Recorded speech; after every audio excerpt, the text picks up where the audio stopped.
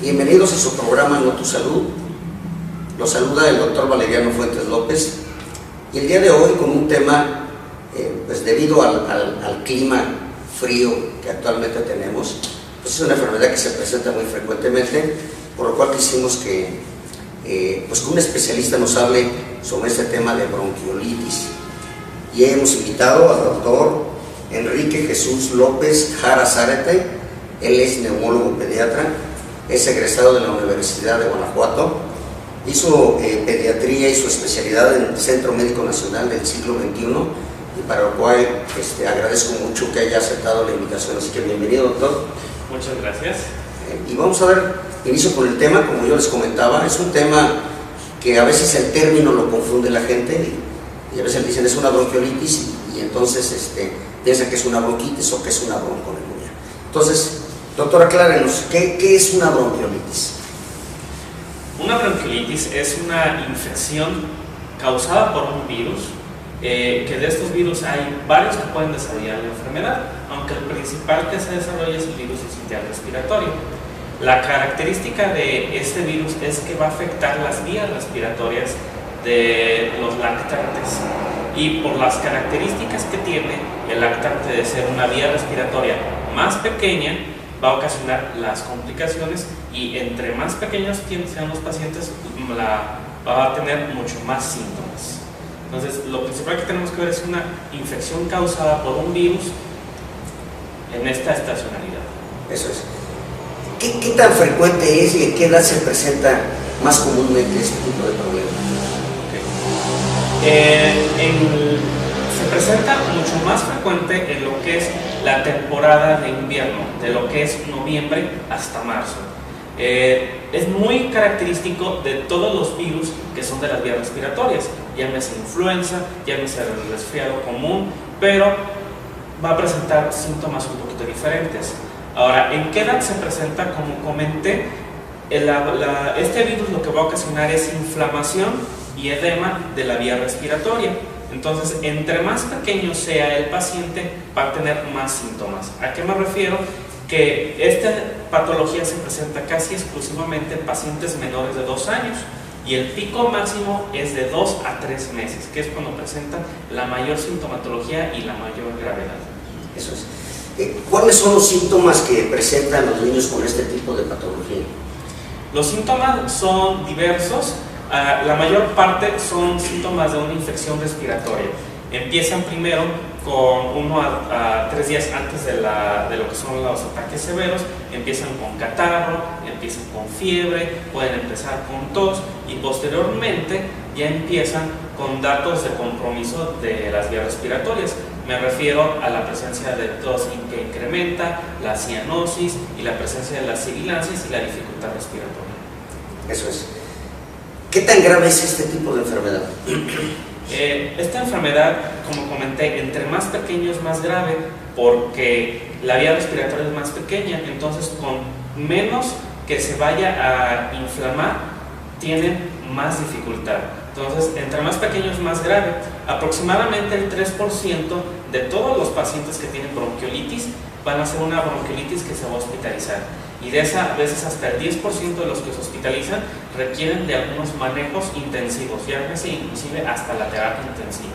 Esto dependiendo de las características de cada uno de los pacientes.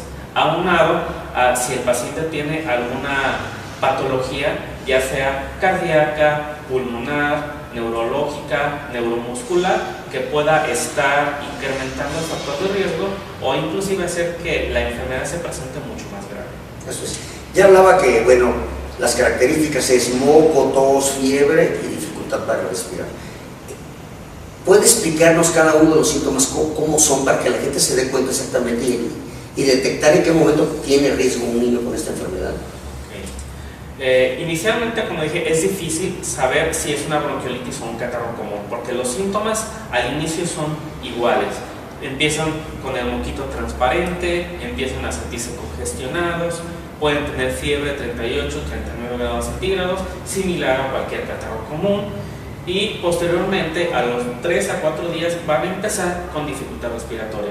Me refiero a que empiezan a tener dificultad para meter el aire, se le empieza a hundir lo que son las costillitas, empiezan lo que es la clavícula se empieza a jalar porque el niño requiere de más esfuerzo para poder meter el aire. Entonces empieza a respirar más profundo, empieza a respirar mucho más rápido e inclusive a la vez que respira más profundo empieza a retener un poquito aire. Entonces se ven como niños pechugones. Entonces hay que estar al pendiente de cómo va evolucionando y que presente estos síntomas para saber si pudiera tener o no la enfermedad. Las sibilancias por lo general solo se escuchan cuando el médico experto lo está revisando, pero es algo que podemos en ocasiones escuchar a distancia. Eso es. Entonces un dato que podemos decir de importancia o de gravedad para el niño donde debe estar al pendiente de los padres, ¿cuáles serían? El dato principal es la dificultad respiratoria. Es la presencia de usos de los músculos respiratorios que empiecen a respirar más rápido y más profundo. Eso es. ¿Evita que el niño coma, por ejemplo? De preferencia debe de comer el niño, pero una gravedad es si el niño deja de comer. Exacto. Eso es, muy bien. Bueno, pues vamos a hacer nuestra primera pausa, no se vayan, es un tema muy interesante el día de hoy.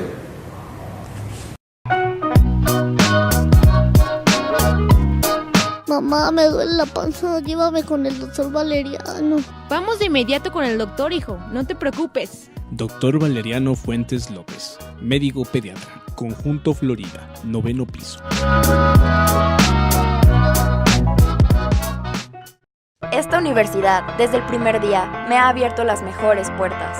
Es mucho más que un espacio, es el ecosistema perfecto donde desarrollo mis capacidades y me ha mostrado el camino de la innovación. Ahora estoy lista para demostrar en el campo profesional lo que significa ser lasallista. Continuamos.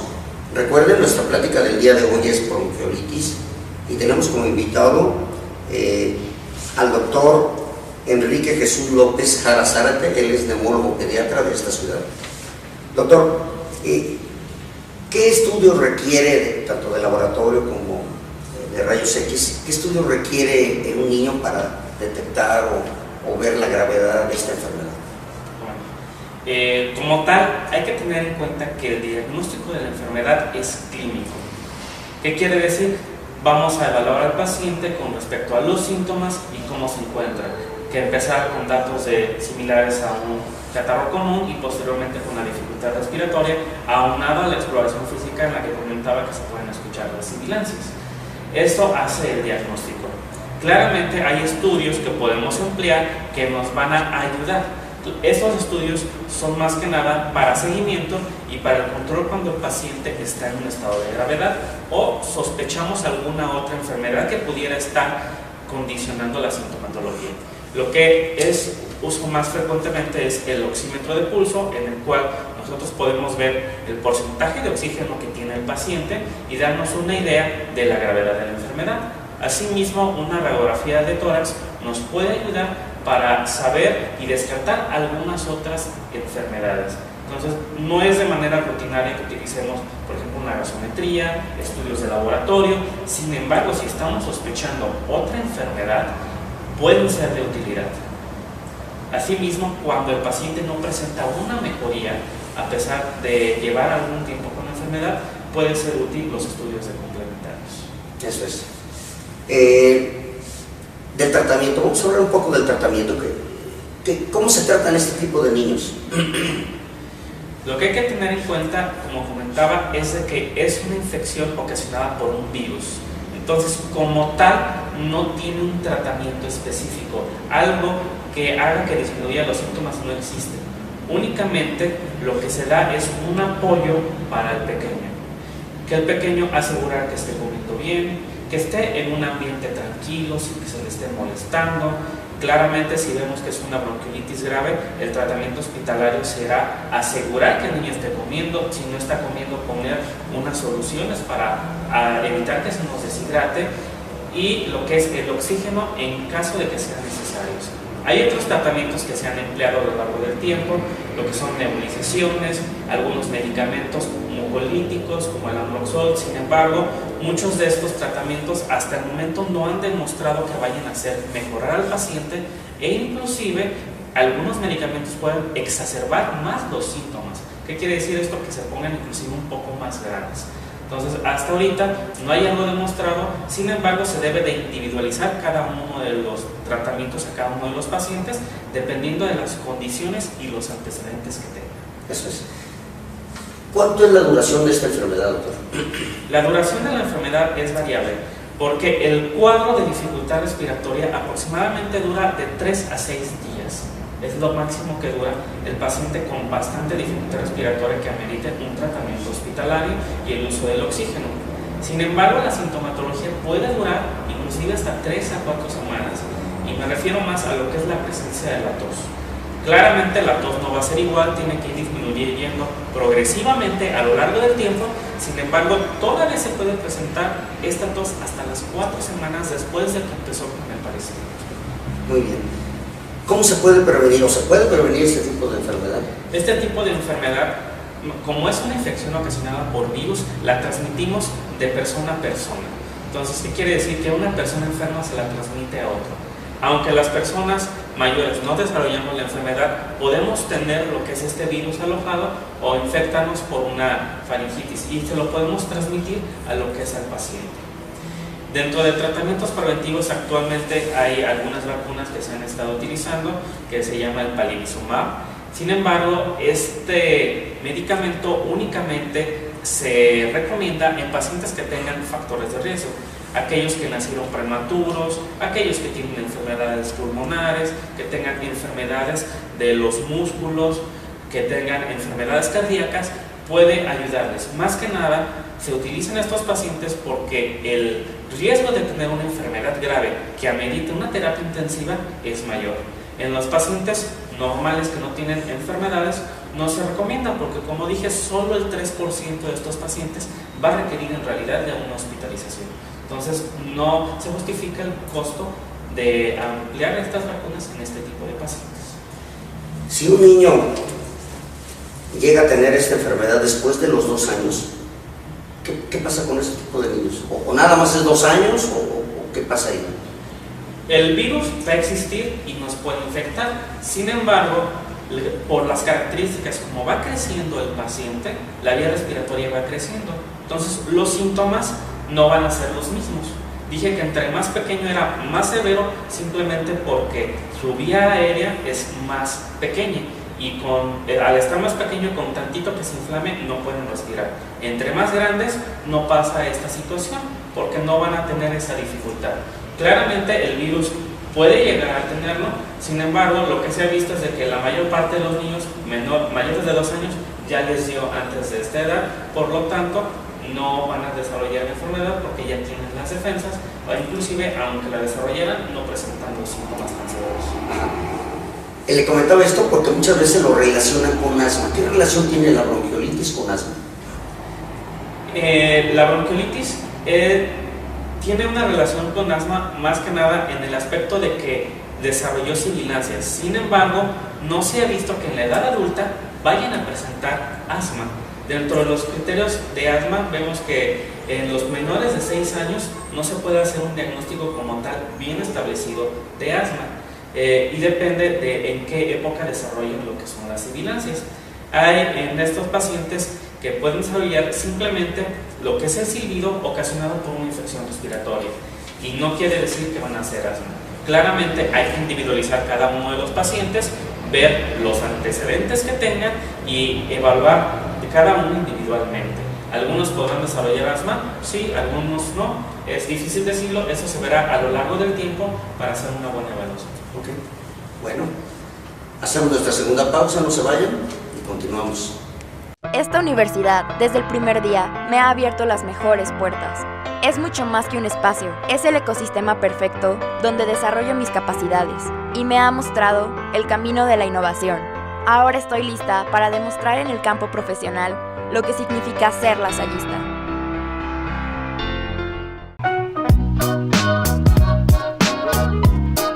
Mamá, me duele la panza, llévame con el doctor Valeriano. Vamos de inmediato con el doctor, hijo, no te preocupes. Doctor Valeriano Fuentes López, médico pediatra, Conjunto Florida, 9º piso.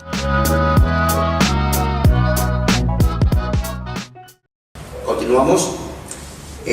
Doctor, yo quería preguntarle, ¿qué recomendaciones le daría a usted que fueran de importancia a los padres o a la gente que nos ve, pues acerca de los cuidados o la manera en que puede prevenir para que un niño no tenga que llegar a un hospital por esta enfermedad o llegue a la gravedad de esta enfermedad?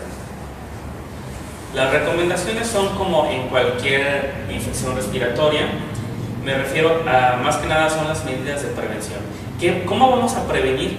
Vamos a emplear algunos, más que nada, recomendaciones de higiene, lo que es el lavado de manos, lo que es abrigar bien al paciente, estarlo cuidando bien, que no acuda a lugares donde hay personas enfermas. Si algún familiar tiene alguna infección, que no se acerquen, no exponerlos a los cambios bruscos de temperatura, que tengan una muy buena alimentación. Inclusive en algunos recomiendan lo que es el uso de los cítricos antes de la temporada, más que nada por su papel como antioxidante para la prevención de la inflamación y así evitar un poco lo que son la presencia de las enfermedades. No hay una vacuna, como dije, bueno, hay una vacuna, pero no se puede emplear en los pacientes, no se debe de emplear en los pacientes de manera regular. Entonces, las maneras de prevención más que nada es las medidas de contacto. Eso es. Muy bien, bueno, pues yo creo que padres de familias deben de poner mucha atención. Recuerden, empieza como un cuadro gripal o catarral y que en 3-4 días el niño no mejora, sino que va empeorando, empieza a tener datos de dificultad respiratoria, y que recuerden que esto se ocasiona por un virus, no es una bacteria. Lo que quiero llegar es que no requiere un antibiótico de inicio. Eso es súper importante. No manejen antibiótico porque en muchas ocasiones tienen fiebre, acuden a veces con médicos de farmacia, etcétera, que inmediatamente indican antibiótico, y no debería de ser ese tipo de medicamentos. Entonces, para que ustedes tengan mucho cuidado y que espera que su niño no se complique, yo creo que lo ideal es que vayan con un especialista en cuanto vean que el niño no mejora. Así que bueno, yo quiero agradecer al doctor Enrique Jesús López Jara Zárate, neumólogo pediatra. Doctor, si alguien quisiera consultarlo, ¿dónde se encuentra usted? Me encuentro aquí en la ciudad de Irapuato, en lo que es el Hospital MAC, ahí por la vía del ferrocarril, en el piso 8 del consultorio 808. ¿Su teléfono? No hay teléfono todavía. Ok, muy bien. Bueno, pues queremos agradecerles su presencia y invitarlos a que visiten nuestra página www.notus.com.mx. Ahí encontrarán tanto información general como de nuestra página, que es Notus Salud. También estamos en todas las redes sociales, lo pueden encontrar como Notus Salud. Y amigos, yo creo que si esto les gusta, ¿por qué no compártanlo? Hay gente que a lo mejor le puede servir. Así que queremos darle las gracias por su presencia y bueno, pues hasta la próxima. Muchas gracias, doctor.